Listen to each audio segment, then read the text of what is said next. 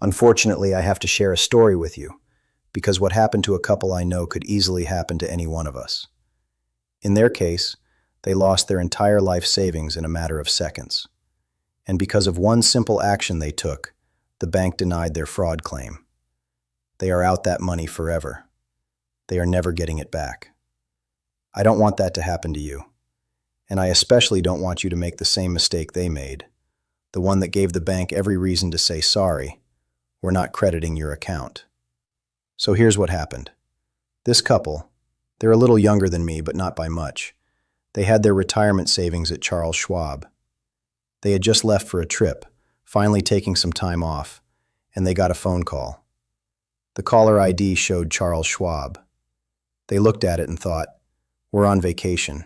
We don't want to deal with this right now. So they let it go to voicemail. Then a second call came through. Same thing. They ignored it. But when the third call came, they started thinking maybe something was actually wrong.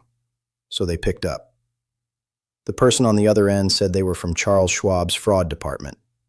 They told the couple there was an alert on their account, that it looked like someone was trying to wire money out, and if they didn't act immediately, the wire would go through and the money would be gone.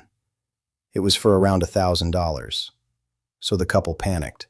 They said, okay, what do we need to do to protect our account? The caller sounded completely legitimate. They asked a few verification questions, standard stuff, and then said they were going to send a verification code to their phone to secure the account. Here's where it all went wrong. The code that came to their phone was actually generated by the scammers trying to log into the couple's account. And right there on the text message, it said, this is your security code for online login.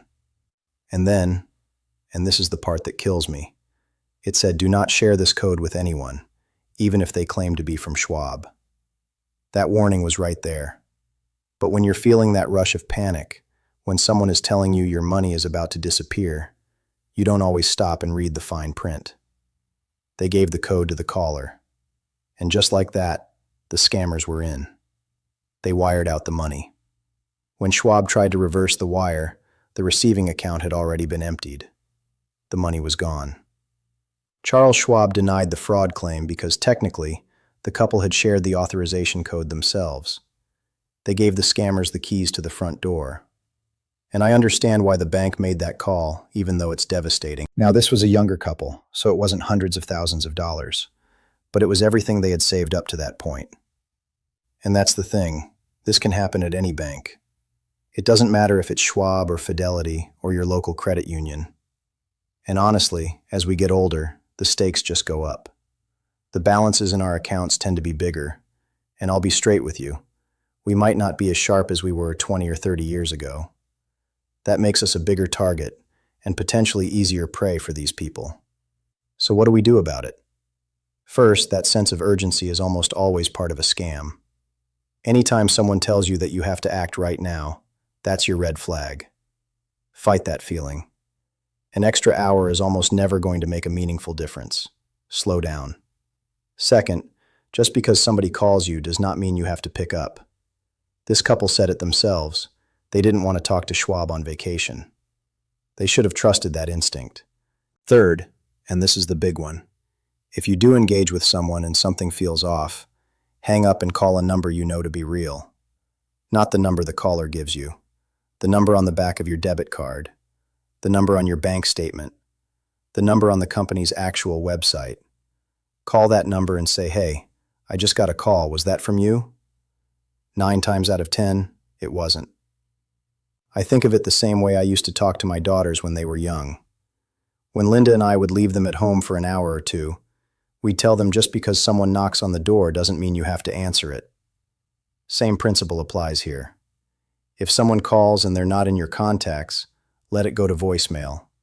If it's important, they'll leave a message. And if they do leave a message and claim to be from your bank, don't call back the number they left. Call the number you already know is real. Think about how long and hard we worked to save that money. I spent over 30 years in warehouse operations, and every dollar Linda and I put away came from real effort. The idea that someone can take it in seconds is criminal, and it should be treated as a crime. But the reality is that a lot of these operations are run overseas, often in countries that don't have agreements with the U.S. to prosecute crimes committed against Americans.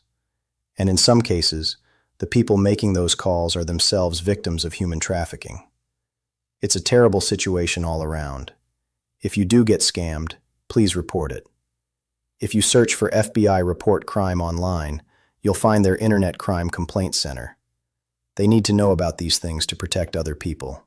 Part of what the scammers count on is us feeling embarrassed or ashamed and staying quiet. I read recently about a former director of both the CIA and the FBI, a man in his late 70s or early 80s, who fell victim to one of these scams.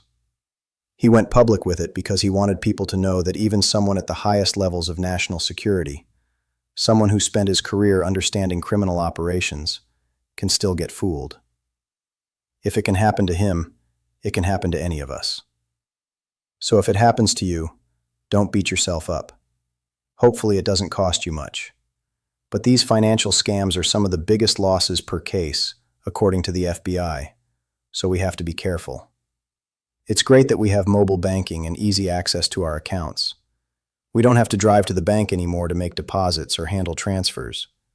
But that convenience comes with a responsibility to keep our accounts safe. Be cautious about any information you share. Slow down when someone creates urgency. And always, always verify.